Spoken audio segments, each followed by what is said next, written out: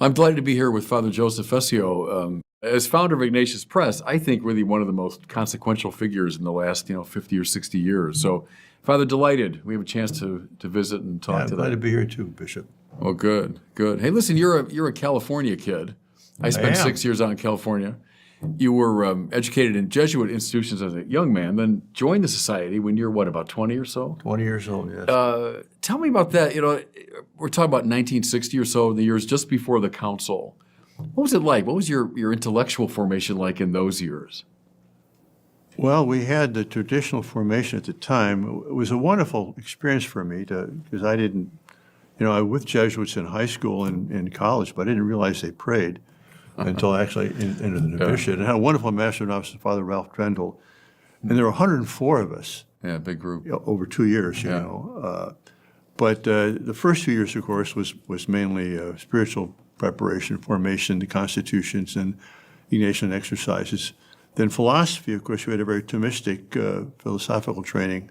I went to Mount St. Michael's up in Washington, state of Washington. And then, of course, that was 61 when I entered, and I began my theology in 69. It was already after the council, and that was in France. That was quite different. Already things had started to fall apart at that point. Right, that was a volatile time. You're ordained about 72. 72, right? yeah. I think of, I'm a Chicago priest originally, and the biggest classes in the history of Mundelein Seminary were in the 60s, mid to late 60s. But the class of 67, I think, was the biggest. That was, 70 students, something like that. But you look at that picture now, well over 2/3 have left the priesthood. So it was a time of kind of massive collapse, wasn't it, within the priesthood? Definitely was. I'm always intrigued in people of your generation who stayed. Why did you stay? As you look back and so many of your colleagues were leaving, what made you stay? I made a promise to God. Makes a difference, doesn't it? Yeah.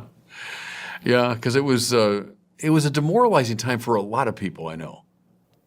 But also, I thought about this at the time, that, people get married after some preparation, maybe 6 months, if that. We had 2 years of preparation. Yeah.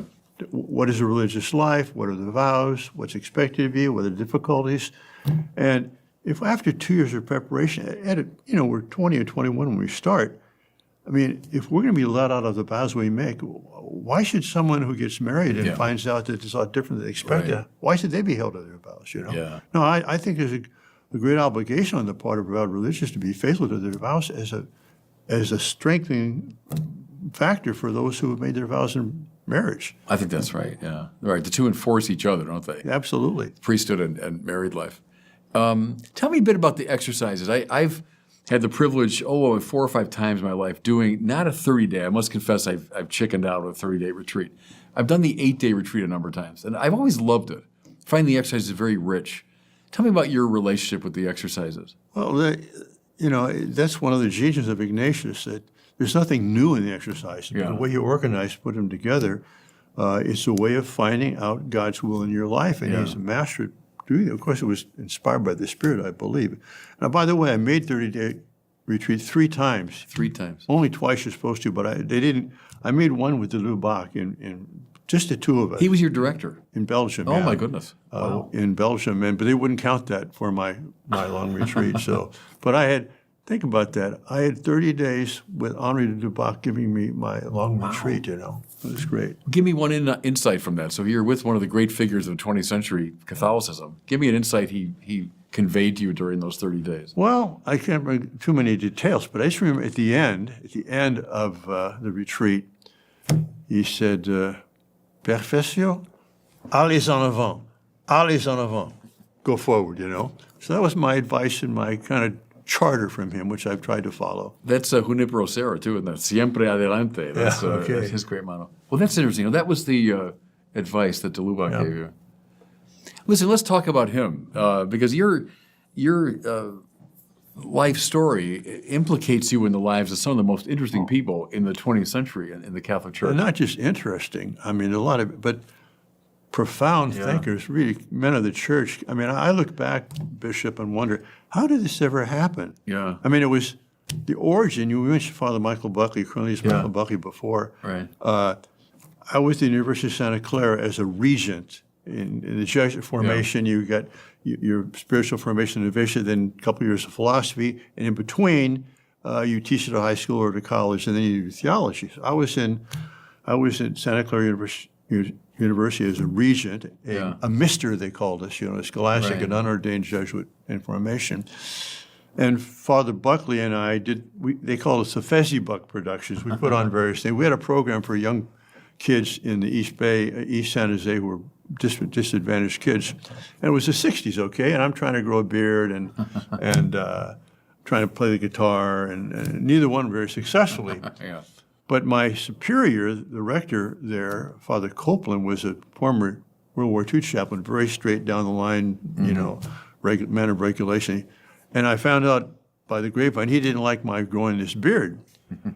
So I went up to the provincial. Father Buckley and I drove up there to San Francisco, saw the provincial. I said, look, I'm not a rebel. I want to be, I'll shave the beard. He just laughed and he said, well, have you ever thought about going to Europe for theology? Okay. I said, no, I haven't thought about it. You want to think about it? He said, yeah, think about it. So on the way back, because Father Buckley had been at Fourvière, the Jesuit theology, I said, well, I'll go there too.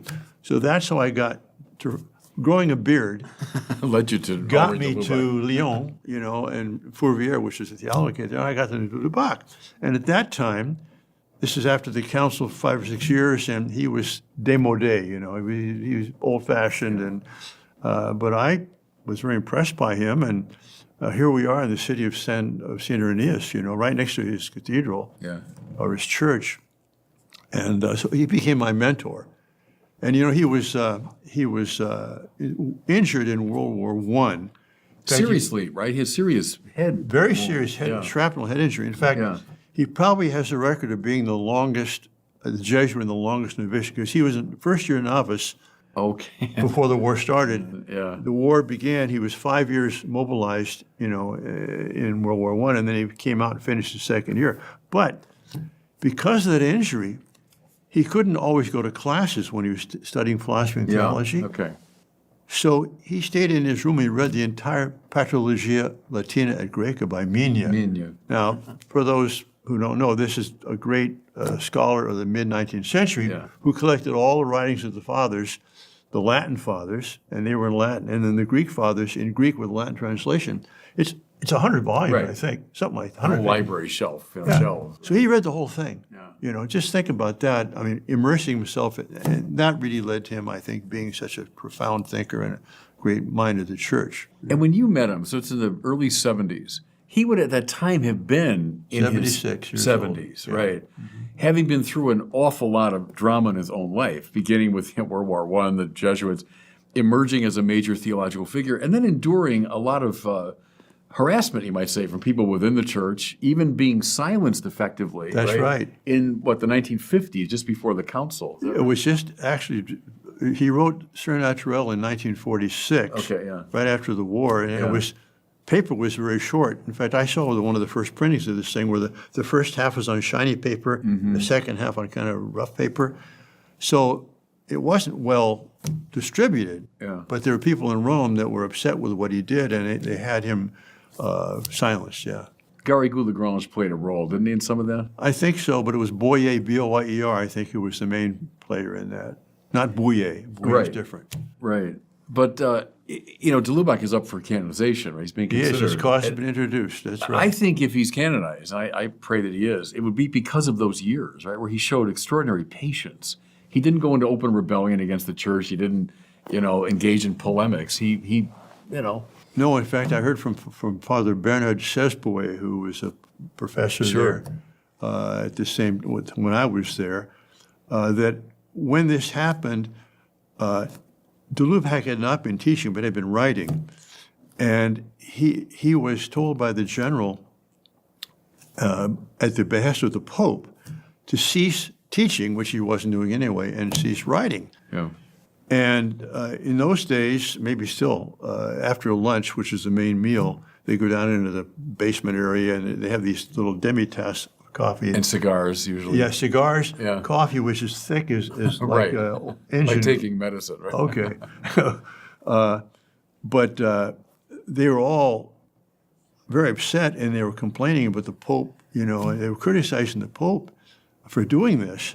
And de Lubac left in tears saying, I can't have you criticize the Pope in my presence. Is that right? He left. That's pretty good, huh? The story I've heard along those lines is at the council itself. He's on the steps of St. Peter's with Hans Kung.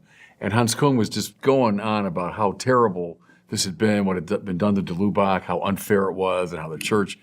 And de Lubac's response was, Elle est quand même notre mère. But she's still our mother. Yeah. You know, and I thought that captured the spirituality beautifully. He wasn't in favor of his being silenced, but he accepted it. Well, I became his amanuensis because he was not well at times, and so he'd dictate to me, and I'd type his letters for him. But one day I was in his little room, and his study there, and the phone rang, you know, so I get up to leave, and oh, no, it's okay. And he's saying, oh, no, Papa, I can't do it, no. Hangs up. What's that all about? Huh. Well, it was Cardinal Villot. He wants me to come to Rome for the Papal Theological Commission meeting in October, but I really can't. I'm not well, and I can't go alone. There's no one to go with me. I said, I'll go with you. Oh. Will you? Picks up the phone. He calls, I'll be coming, you know. So I go to Rome, accompanied de Lubac to the meeting, and there was Ronner and Lonergan and Bouillet and Congar and Ratzinger, Balthazar. I mean, wow. This is the International Theological Commission. Yeah. This was the A team. The cream all of the there. crop. Of Here that. I'm this little, recently ordained priest and everything. But while he was there, he was asked to give a talk at San Luigi Francesi, which is the French National Church where in the Caravaggio Castelnaudary is there. there. Yeah. And so I go and I bring him to give this talk, and I'm sitting there. It turns out, I didn't know what was happening, but I was sitting in the front row with Balthazar on my left and Wojtyła on my right. Okay. And so Not bad, huh? So Lubac is up there, and he'd been sick for the last couple of days, and I had to, walk him up there. And he's at the table, and you see he's very pale, but he's speaking about the role of Peter and of the papacy in the early church.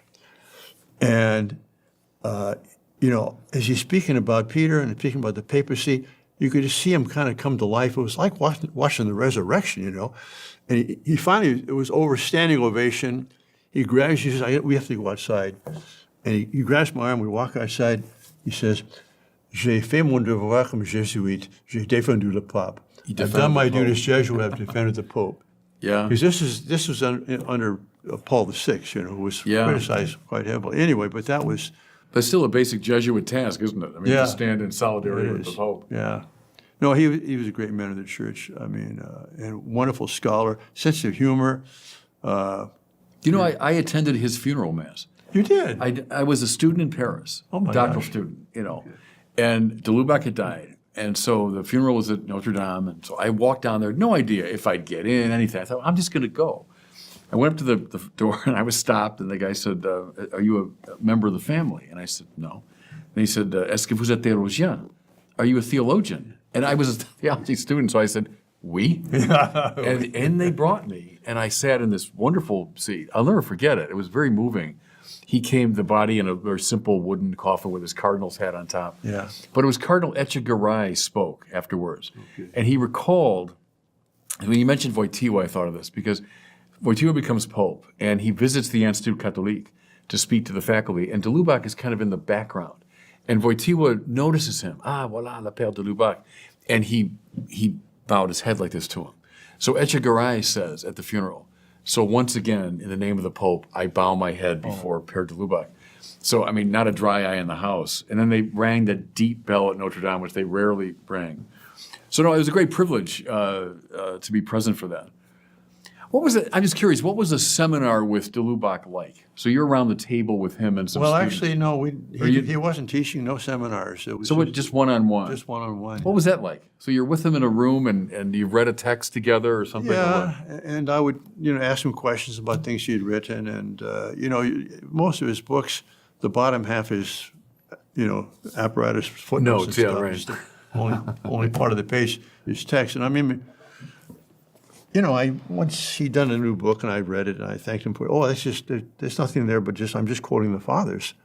I said, well, yeah, that's like Rembrandt saying that the paint just came out of the tube, Yeah, I mean, because the way he weaves it together. Yeah. I think his books are are classic. They'll be read They're for wonderful. centuries if we go on that long, you know. Well, I read them in Ignatius Press editions, when I was a young guy. But back in those days, so now I'm in the 1980s, I'm in the seminary. We had to read those books kind of under the covers with a flashlight, Yeah. right? Because in those days, de Lubac and Ratzinger and Balthasar, I mean, arch conservatives and, Yeah. kind of dangerous people, and extraordinary than how that has shifted and changed. Here's de Lubac's silence for being, if you want, like too much of a liberal voice Right. in those days. Then in my time, too much of a hyper-conservative voice. And then today, again, he's seen by some as a modernist.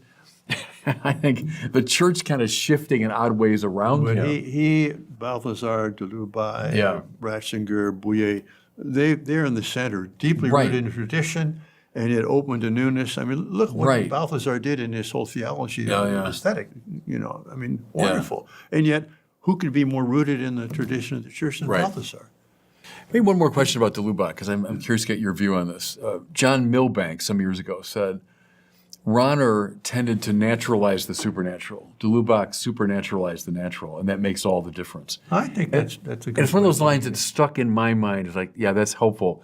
Because one way I characterize Catholic liberalism is just that tendency to naturalize the supernatural. But what de Lubac was doing in the Surnaturel and other texts was, no, it's a grace, building on nature. As Aquinas says, it's not turning the wine into water, but turning water into wine. Right. That's what de Lubac was up to, and I think that's right. I think that's right. Very much so, yeah. Okay. So let's go from de Lubac now. We got the Ratzinger and Balthasar connection. And if I get it right, you end up writing your doctoral paper on Balthasar, on his ecclesiology, but under the direction of Joseph Ratzinger. And that was at the suggestion of Henri de Lubac. What happened was, Is that right? after my second year of theology in France, and as I was contemplating doing a doctorate, my superiors asked me to do that.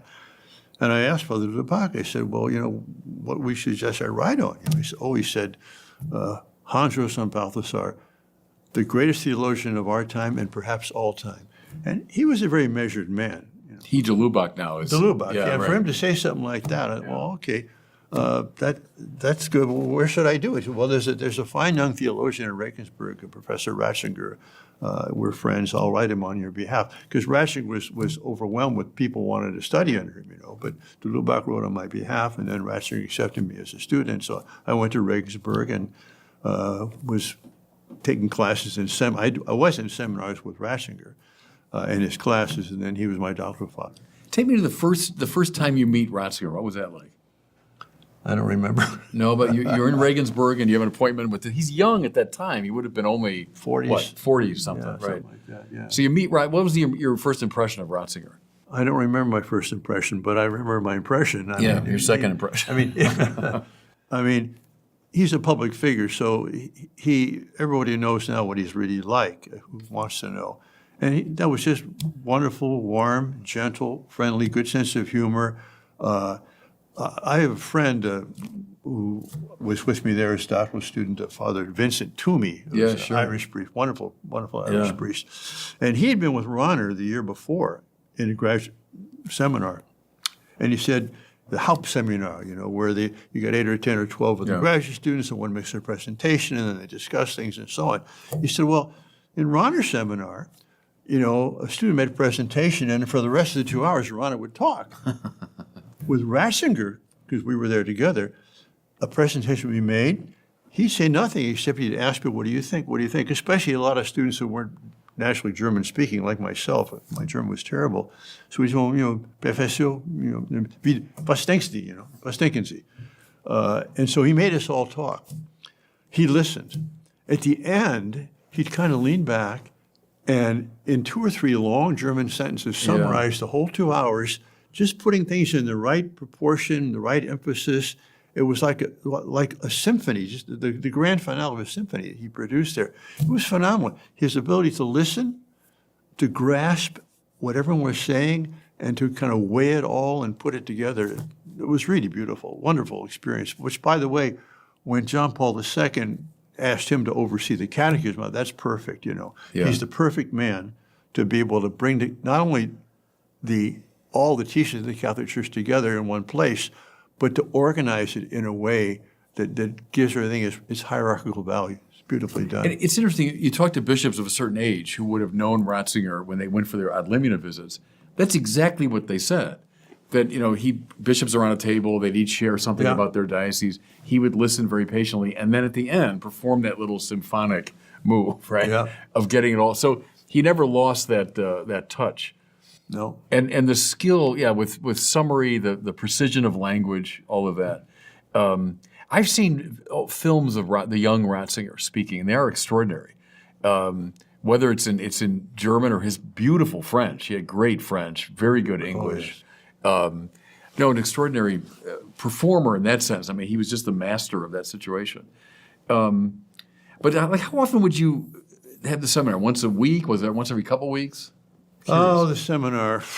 Boy, I don't even recall how often we had them. Whatever the schedule was. But we had classes with them, and then the seminar, and then of course private conversations with them. And then also in 1977, he was made Archbishop of Munich Freising. Yeah.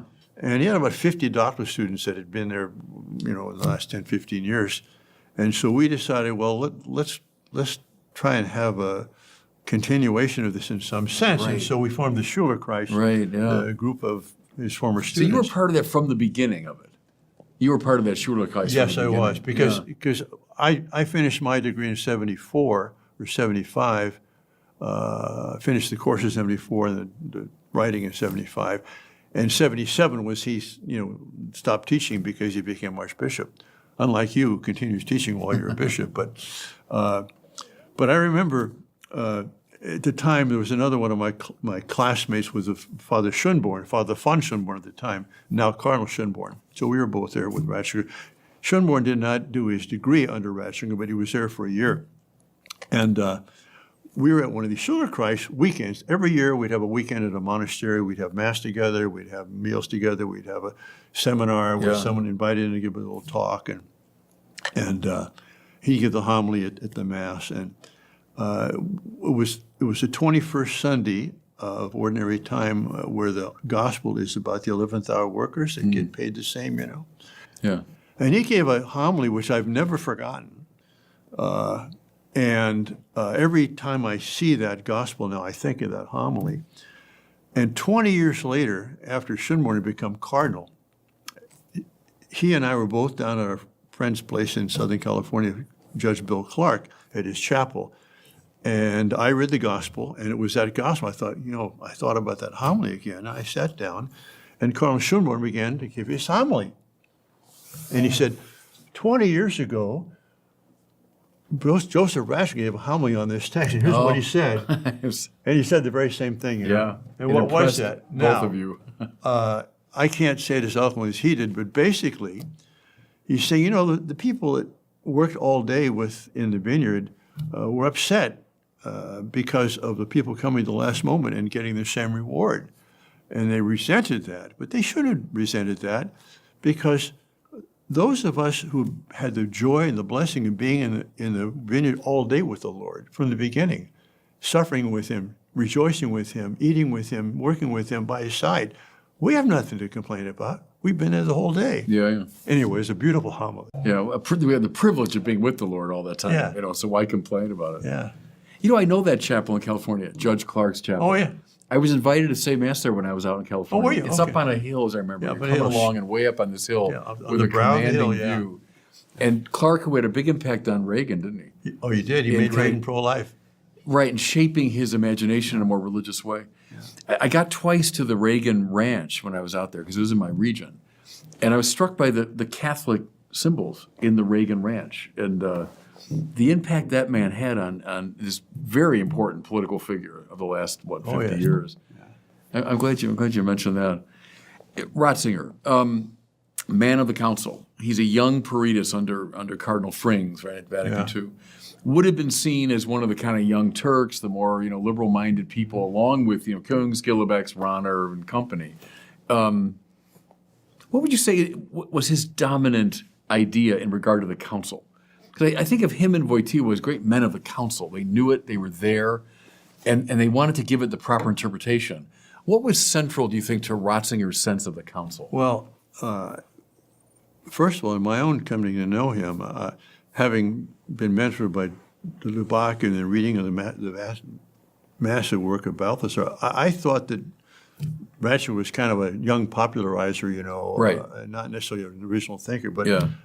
my opinion changed very quickly because definitely he's a theologian in his own right. Oh, yeah. But I think the answer to your question is in December 22nd, 2005, when he first met with the cardinals after became Pope, that he said there's two interpretations of the council. Right. Yeah. There is it's a rupture from tradition. Everything pre-Vatican II is to be disregarded, or it is a renewal in harmony with tradition. Yeah. And that was his idea that, yes, there must be renewal and reform, but it had to be in continuity and not in a rupture with tradition. That was his whole view, I was certainly trained that way, as a young guy coming of age after the council, the Vatican II as revolution. Yeah, exactly. And it was, kind of darkness before, great burst of light in 1965, and now we're in the post-revolutionary period. That's, I think, how my generation was shaped. Yeah. And that's why people like, I think, Ratzinger, de Lubac, Balthasar were kind of seen as suspicious figures. They were counter-revolutionary figures, when I was in the seminary. But finally, they helped us to see what you just said, the huge continuity between Vatican II and the rest of the great tradition. A development, we're all, I think, great admirers of John Henry Newman, a development of doctrine, to be sure. Development in important ways, too. And I mean, I wouldn't want to stand with those who say, oh, nothing really important happened at Vatican II. No, I think there really were important developments in ecclesiology, the understanding of the laity, understanding of the priesthood, et cetera. Yes, all those things. But not a rupture. May I suggest it's still a lively issue in the life of the church, having just come from the Synod. I think that's still an issue that people talk about. How do you read Vatican II? And those of us who are saying, read it as a development and continuity with the great tradition. So it's still a lively question. It is. Now, how did you break out of the straitjacket that you were formed in? Because you were in the 80s, right? Yeah. And that was the whole thing about Vatican II. Has been, Right. We're come of age now. Everything pre-Vatican II is worthless. What happened? Did you resist that at the time, or were you sucked in by that? I had a certain grace in my life, which was when I was 14 years old. A young Dominican friar taught me one of Thomas's arguments for God's existence, and it set me on this path of discovery. I was a baseball player when I was 14. I wanted to be a Chicago Cubs shortstop. So I wasn't interested in the life of the mind or anything like that. And then that set me on this path, and it got me deeply interested in Aquinas. So that was a kind of ballast that I had. But then I also went to Catholic University on this Basilian scholarship, which was a master's program in philosophy. And I had people like John Whipple. I don't know if you know John Whipple, who just died a few months ago. One of the great Thomists in the world taught me. And then Robert Sokolowski, who became kind of an intellectual hero of mine, taught at Catholic U. And that gave me an added sense of the richness of the tradition. So as I was being kind of instructed in standard Catholic liberalism of the time, I had happily this counterweight. Well, when I was 14, I was a baseball player too, and as well. And also, I was at a Jesuit high school. I asked myself, wait a minute, why am I Catholic? Because my parents are Catholic, but other parents are Jewish or Muslim or whatever. That's not a good reason. I began to think, well, does God exist or not? It's interesting. That's a very important period in a person's life, seems to me, that high school period. Yes. And I've said that for years in my pastoral work. Don't neglect that time. And the teachers, I think of the teachers I had in high school were some of the most influential of my entire life. Same with me. The kindergarten through graduate school, but the high school teachers were the ones. I've said the same thing, that just like you, I've been to college, post-college, graduate work, but the most important educational time of my life was in high school. Yeah. And the teachers I had, I still remember them. Yeah. Well, we could have both been great baseball players.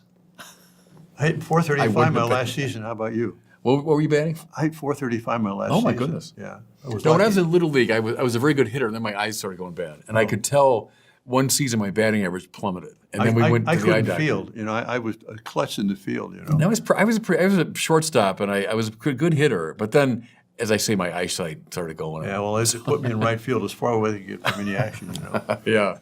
No, I still love baseball. But, speaking of baseball, John Whipple, Monsignor Whipple, the story always went that he faced a decision, either to go into the Cincinnati Reds farm system or to become a Basilian, to study philosophy, because he was that good a pitcher. and he decided to become a Basilan. So he might have become a pro baseball player. Well, I had a choice to join the Pittsburgh farm system or continue studying engineering. And I said, I'm never going to be a great baseball player, but I'd like to be an engineer. But they were pursuing you for the Pittsburgh Pirates farm system? Yeah. No kidding. Well, you must have been pretty good. I wasn't, but I. No, your fielding must have been better than you were suggesting. No, I was a pretty good hitter, you know. Yeah, wow. Yeah. That was In fact, pretty good. the two of us were performing for the scout. One was Jim Fregosi, Yeah. who went on to be a Yeah. major league player, and he coached the Angels, I think, Of course, the Pirates of the 1970s, when I was a kid, Roberto Clemente Yes. was one of my heroes, one of the great players. Reaches 3,000 hits exactly, and then dies in the plane accident. Yeah. Anyway, so we talk about baseball Okay. at our next All right, gathering. next You know session. what? I'm curious. So we got Dulebach, Ratzinger. Now, Balthazar. So you write on Balthazar's ecclesiology, not Right. under his direction, but on his topic. But you would have come to know him in those years. Oh, very well. Yes, in fact, he helped found this secular institute, the Johannes Gemeinschaft, Johannes Gemeinschaft. Yeah. the community of St. John, and they have a little kind of a chalet on the Rigi, which is a mountain between Zurich and Lucerne. And Balthazar would go there in the summer for a few weeks, and he'd invite to Lubach, and so Lubach would bring us up with him. So I was there for a couple of weeks with Balthazar and Lubach, being able to have meals with them. I still have my chalice that they've celebrated Mass with, What language were you speaking at that time? French. Yeah, because okay. Dulebach didn't speak German. And Balthazar had beautiful French. Oh, I've my heard him gosh. speaking French on YouTube, but he has beautiful French. Excellent French, extremely good. And his English is quite good, too. But I remember, for one thing, was Dulebach had just come back from Crete. And so he was recounting to Balthazar his trip to Crete. And I'm listening to this, thinking to myself, if I went to Crete myself, I could not experience this as well as I can listening to him talk about it. Because, what a historian does is not just recount everything that's happened, but pick out the important things and put them in a pattern, Yeah. And Dulebach had that ability. It was just beautiful. And then listening to those two people talk, it was like watching two galaxies coming into intersection, whatever. It's so glorious, Balthazar is staggering. And when I was a kid, when I was going through theology, Ronner was the mastermind. Oh, yeah. So we tended to read something from the Bible, something from the Fathers, a little Aquinas, and then Ronner. Yeah. And Ronner would settle the matter. Yeah. That's the way it usually went. Yeah. And I have great admiration for Ronner. Heck, I read, the Foundations of Christian Faith, and we read Theological Investigations. And, he was a mastermind figure. He was. But it was my discovery, Balthazar. I would have known the name Balthazar maybe when I was going through seminary. But, we didn't read him at all. It was Father Guy Mancini of St. Meinrad. Father Guy, Heard the name. monk down there. And I was there on a retreat, young guy, and I'm in his room. And I see Ronner on the shelf. I said, "Oh, Ronner." And he goes, "Yeah, I cut my teeth on Ronner, but the one you should read is Balthazar." Oh, Balthazar. I don't really know him that well. Then I get to Paris for my doctoral studies. And I go into the Procure, the great theological bookstore in Paris. Yeah. And I'm seeing all the Casper and Ronner and all Kung, the usual names, Schielebecks at the time. And then the Procure had 2 shelves of Balthazar. And it just struck me. I thought, wow, that's the guy that Guy Mancini talked about. And maybe I should read him. So I got the Mysterium Pascale in French. And I was trying to get my French better, so I bought a French edition of it. And I brought it down to the Seine, right behind Notre Dame. I used to love to sit there to read. And I read that book, and it's just like a world opened up. And then I started going through the Glory of the Lord and all that. But I would have read those finally when I got home. Then I started reading them even more carefully in all of your editions. It would have been all the Ignatius. Well, that's how Right. There's a parallel story here that I didn't drink before I entered the Jesuits in the Jesuits until I got to France, age 27. And there you have wine with your meal and you add water to it. It's ordinary wine and everything, And I realized that wine's not alcohol. It's not a drink. It's it's food. It's part of a meal. Yeah. I went to Bavaria to study, with Ratzinger. I discovered 13 kinds of beer. Okay, not brands, but Märzen beer, Weissen beer, Bock, double Bock, and so on. I came back to the United States, had my first sip of an American beer. I spat it out. It was so insipid. And I said, if you're going to call this beer, I needed another name for what I was drinking in Bavaria. Yeah. Well, after I got back, after my doctoral studies, I was giving retreats to women religious, and at a question and answer session, one said, well, Father, you keep quoting Dubach and Ratzinger. Who are the great American theologians? And I told them the story about the beer, and I said, if you're going to call these theologians over here, I need another name for what I have over there. Because this is different level, different category. There was a theological culture those men all came out of. Exactly. That is gone, though. Even in Europe, it's gone, isn't it? I mean, grounded in the great tradition and in Latin and Greek and the fathers and Aquinas. I mean, look, Rahner knew Aquinas, remarkably well. Puts him in dialogue with Heidegger and Kant and everybody else. But he came out of that same culture. Ratzinger can give a flawless lecture in Latin. That's long gone. I was at the Synod in '87. He was making jokes in Latin. he was giving a presentation, but his little ironic things would stick in there. Latin. Oh, yeah, in Latin. But Balthasar, in a way, reminds me of someone like a James Joyce. That he has this mind that covers the whole world. And it's like swimming in an ocean. You can get lost easily in Balthasar. He's not as tidy as, let's say, a Rahner, or a Ratzinger. There's something oceanic, I always think about Balthasar. That's right. Which makes him challenging. But at the same time, it just opens up this world to you. The stress on beauty, obviously, which I've used now in my work of evangelization. Has been a huge principle. I learned that from Balthasar. We often go from the true to the good to the beautiful, but he wants to reverse that. Begin with the beautiful. Right. And I just think evangelically, it's a better approach because people are very reactive today to claims of truth and goodness. But if you just show them, look at this beautiful thing, this beautiful cathedral, this beautiful text, this beautiful whatever, it draws them in. And then I think of like D.C. Schindler. I am convinced by what he says that it's the most important of the transcendentals because it's what first gets our attention. Yes. It's first splendor. And then once it's got your attention, you start thinking, draws you in. Here's what's true about it, here's what's good about it. But that's a master theme, obviously. But as you look at Balthasar and you say, okay, you did ecclesiology. What's the master theme? What would you say the thing you really learned from Balthasar? Well, like you say, it's an ocean, right? So this is. But I would say, going back to you talking about Rahner, because Rahner was a great mind, no question about it. But it was kind of a mechanical mind almost. Right. And Balthasar had that breadth of culture, music, history, art, literature, all those sorts of things. And I would say it's that total kind of culture that he has, Catholic culture that embraces everything, that drew me in and impresses me still. And, where are the big Rahnerians today? I mean, Rahner is pretty much history now, isn't he? Right. But Balthasar is growing. Growing in his influence because it's so rich. It's so rich and so deep. And he operated outside the academic establishment, didn't he? He wasn't a professor at a university. He never was. He wasn't. And that gave him a certain liberty in his thinking. But I think he talks about kreisendes Denken, circling thought, the idea of, he gives the example of the sculpture of David, Michelangelo there in Florence, where you have to walk around that thing to see. You can't, 1 per second is enough. And also, theology on its knees. I mean, when you read Balthasar, you are aware of someone who prays. It's really embedded in his prayer. What was it like to be with him? Photos of Balthasar, he was tall, wasn't he? Tall. Was he kind of a physically imposing, impressive guy? Well, he was tall, somewhat slender.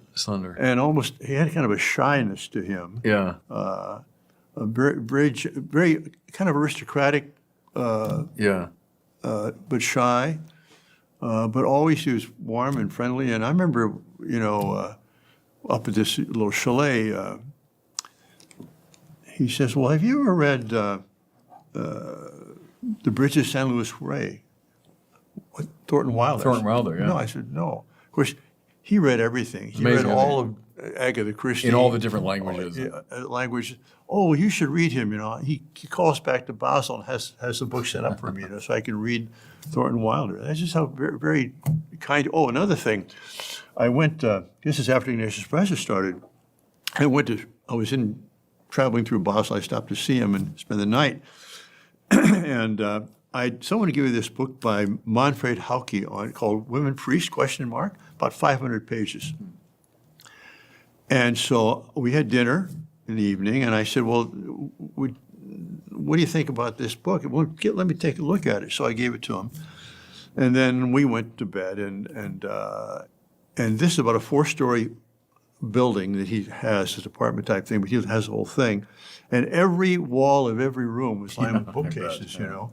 And I'm an ex-engineer, I'm kind of a quantitative guy, so I wandered through the building, and I estimated, you know, how many books per foot, how many feet, and I estimated 30,000 volumes. Yeah. And I picked them out, and, you know, Germans, like, they'll have 26 volumes of Nietzsche and, you know, 42 volumes of Kant and that sort of stuff, and I'd pick them out at random, and every one, he had notes in the margin. Yeah. Okay, so the next morning, we get up, have breakfast, and he has you about the book. He says, well, the Theological Commission, the Papal Theological Commission, was supposed to discuss women's priesthood, but now we don't have to. This book has it all, you know. Yeah. But it was a 500-page book. What was he doing all night? I don't know. But in the morning, he gave it to me. He says, this is the book you want to. So we did. We published that thing in English. He'll write, for him, a minor book that would be for anyone else the masterwork of their entire career. Yeah. And Balthazar tosses it off as, you know, he's a 400-page study of Maximus the Confessor or The Little Flower or something. Yeah. Anybody else, that would be their Hauptwerk, right? That'd be their masterpiece. Well, I don't know what your high school was like, but we took the Iliad in high school, okay? Yeah. When Balthazar was in high school, he translated the Iliad from Greek into German. Yeah. No, he was a mastermind. There's no question. Yeah. I mean, what's de Lubac's famous line, the most cultivated man in Europe, right? Yeah. Which is pretty high praise coming from someone like de Lubac. Right, and Ratzinger praising them both in the same way in his book Milestones. Right, yeah. Page 141 or 143, he says, yeah, two of the greatest minds of the church. Do you know, I wonder if he could confirm this. I've heard the story over the years that at a certain point in the 70s, de Lubac, Balthazar, maybe Ratzinger and others got together to think about, now, who should the next pope be?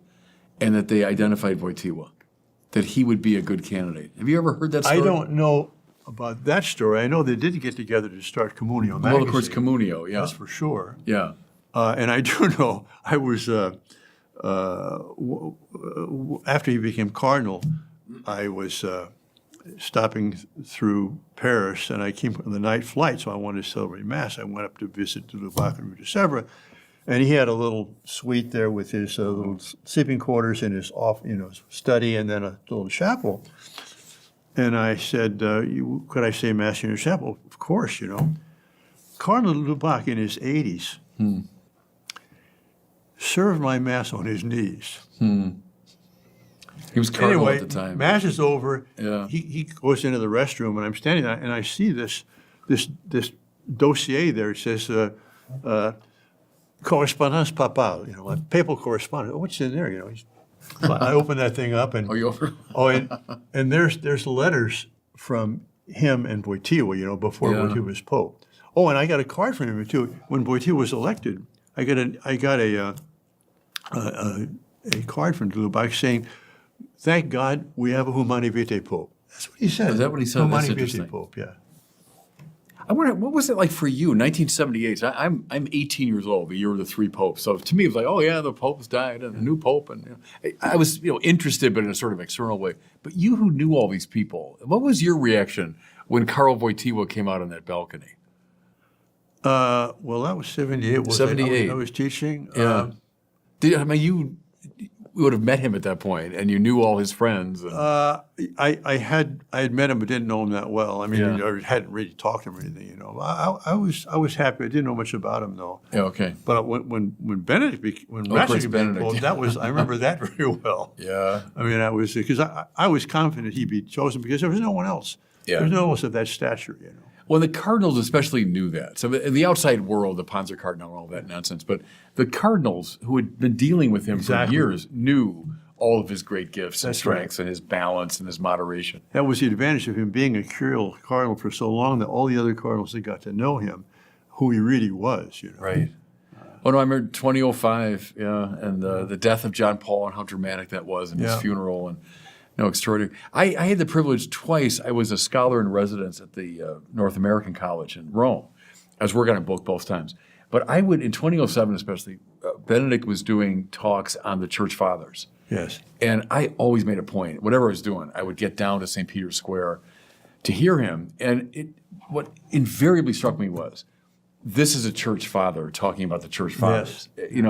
His bearing and his command of language and his style and his theological depth and the ranginess of his mind and the sort of calmness of his soul. I mean, all of that was on display. And it was very moving to me. He was born on April 16th, 1927, which was Holy Saturday, okay? Yeah. And in those days, you could have the vigil mass in the morning. So he's born at 4:30 in the morning, and at 8:30 his mom takes him to the vigil mass, and he's baptized at the vigil mass. So his natural life and his supernatural life began in the heart of the church's liturgy. Pretty good. And that's always meant a lot to him, So I had a premonition that he was going to die on some symbolic day, which he did. December He died the 30th. 31st, right? So the vigil of the Mary, Mother of God. Yeah. And then 2 days later, it's Basil and Gregory, okay? Gregory of Nazianzen. Basil's brother is also Gregory of Nyssa.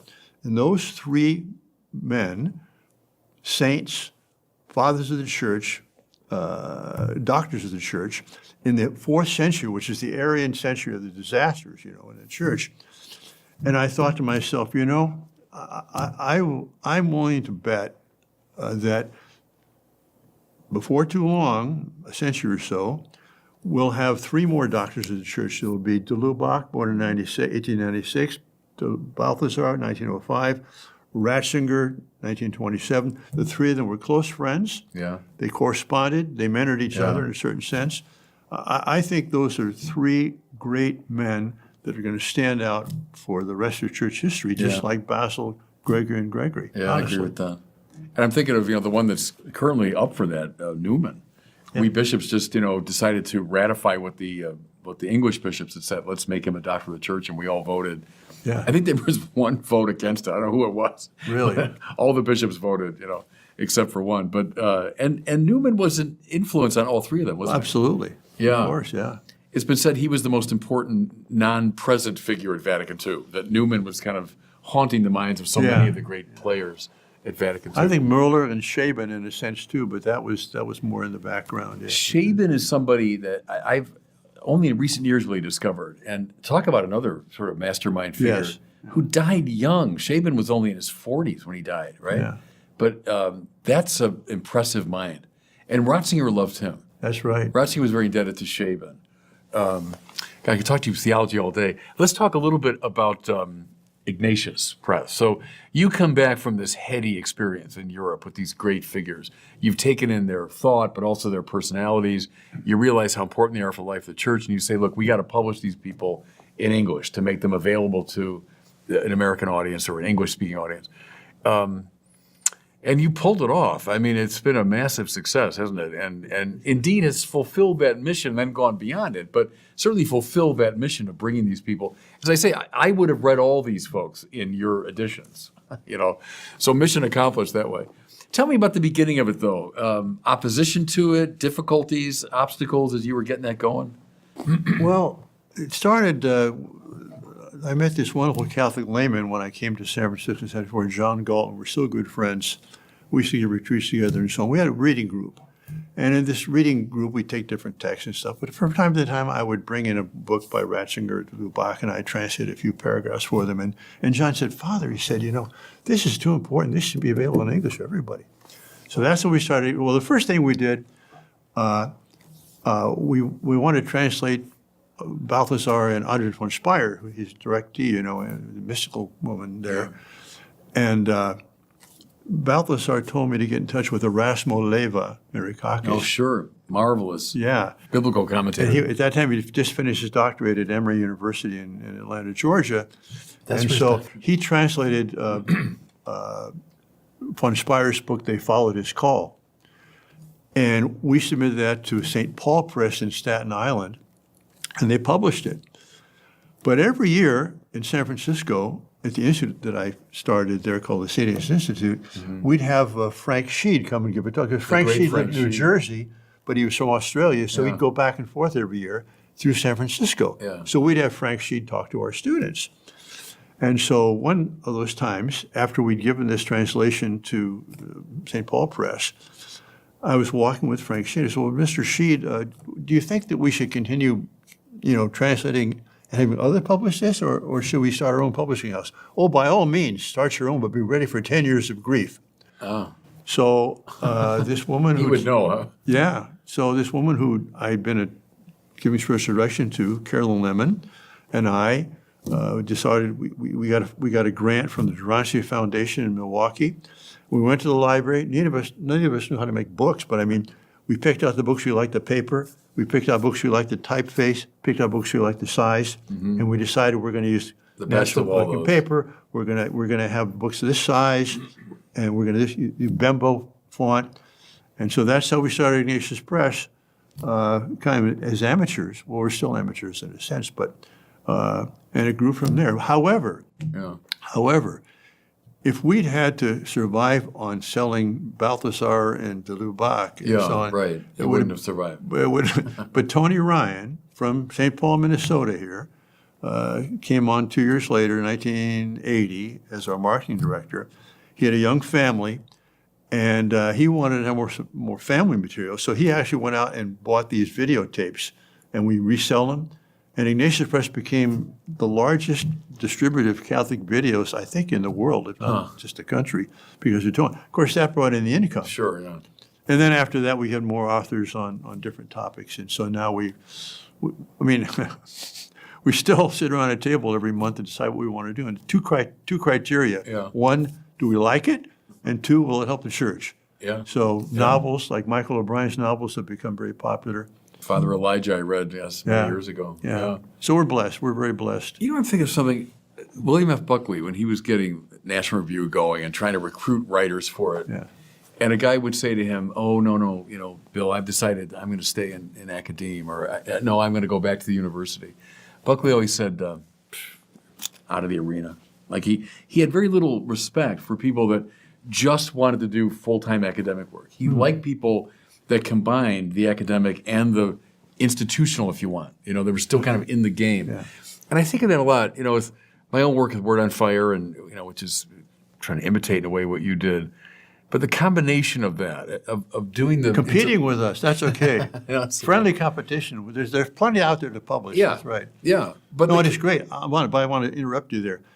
It's great what Word on Fire has done. You're publishing it like Ignatius Press, and maybe even more. You believe in beauty. Yeah. I mean, the things you publish, they're beautifully done. The art is lovely. It's quality. Yeah, thank you. On purpose very much, and that's Balthazar. It's Yeah. Balthazar's influence. Exactly. But the combination of the intellectual and the practical, if you want, the intellectual and the institutional, that you have to have some vehicle to make this real, or it can remain just too abstract. That's right. Just kind of caught in the groves of academia. Yeah. But I think that's fascinating and is a much needed thing in the life of the church. When did Word on Fire start publishing things? Not that long ago. We started publishing only, 4 years ago maybe. And then when did you start? When did Word on Fire begin? We kind of trace it back to about the year 2000 when I got on the radio in Chicago. Okay. And that was just, I had the idea that we should be doing more to propagate the faith and using at that time, the old media. The new media weren't around yet. Yeah. And I just went to a WGN, which is a big radio station in Yeah. Chicago. And I said, what would it cost to get on the air, like a sermon show? And they said, at 5:15 a.m. on Sunday morning, we got 15 minutes. It'll cost you $50,000. So I asked the people in my parish for that money. Yeah. That's how we started. But I think the fact that people have responded to it is a sign of, this spiritual hunger. We all know about that. It's in people's hearts. And what's really encouraging to me, Bishop, is that, you reaching out to a wide audience for sure, but I can tell by what you say and what you write that you've been nourished by these same authors that have Yeah. nourished me. Right. There's a depth there. This isn't just kind of, rhetoric or Yeah. superficial stuff. This is deep. It's like I think Ratzinger does this too, with more than de Lubac and von Balthasar, is that he's able to take these tremendously beautiful, powerful Catholic traditional thoughts and put them into a form where, people can understand them and appreciate them, Yeah, I appreciate that. We've always said truth and beauty are the two things Yeah. we want. I grew up on dumbed down Catholicism, and I hated it. It's been a disaster pastorally, and we can document that because the people disaffiliating will say over and over again, I never got my questions answered. I started asking more serious questions, and no answers were forthcoming. So that decision we made as a church a long time ago to dumb it down was a disaster of the first order.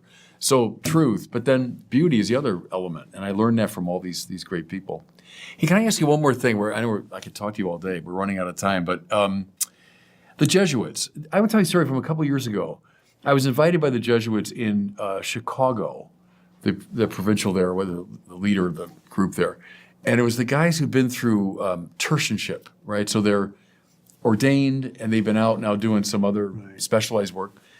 Good guys, and we spent, I'd say, 2 hours. I just came and I did a little talk on the work I'm doing, and then we opened it up for conversation. And it was marvelous. These are people that are working at America Magazine, and they're working at universities and at high schools and all over the place. So after a long conversation, one of the guys said, now, we feel pretty comfortable talking to you, and we've had a nice conversation. Bishop, if you were to give us, some advice, what would it be? And so what I said to them was, I think you guys, the Jesuits, went a little too enthusiastically down social justice road. And I said, I get it. I totally support that, aspect of the church's life. But I said, I think you didn't abandon them, but you turned away a bit from your high schools, your colleges, and the basic instruction in the faith. I said, look, we're dealing now with this disaffiliating generation. And so I said to them, there were about 30 people. I said, I would get back into your high schools and your colleges and your universities, and with an apologetic thrust, to defend the faith and to talk about the faith and to give reasons for the hope that's in us, And so that stayed in my mind. They seemed very, open and receptive to that, and their I think it was the provincial was grateful to me for saying it. But I just want to get your reaction to that about looking at the Jesuits.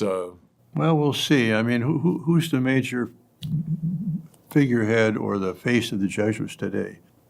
James Martin. Well, Jim, yeah. Okay. Yeah. So that's the direction society's gone.